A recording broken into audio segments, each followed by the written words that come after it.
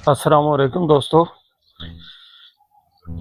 आज हम ये सीवरेज हमने करनी है तो खुदाइयाँ हमारी हो गई हैं। ये हमारे 4 घर हैं।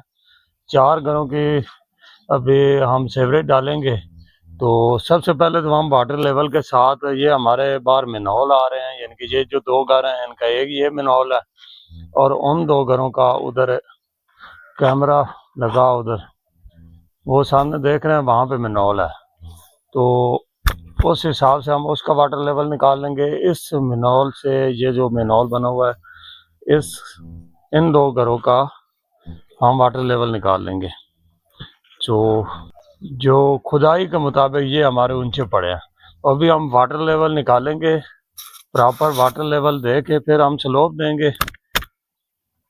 तो फिर उसमें किसी किस्म के आने वाले वक्त में कोई परेशानी नहीं होगी। वक्ती तो काम चल जाता है, साल 2 साल काम चलेगा। उसके बाद रुकावटें बनना शुरू हो जाती हैं क्योंकि लेवल ना होने की वजह से। तो अभी इंशाल्लाह हम शुरू करेंगे, फिर हम आपको दिखाएंगे जब हम वाटर लेवल निशान लगा लेंगे।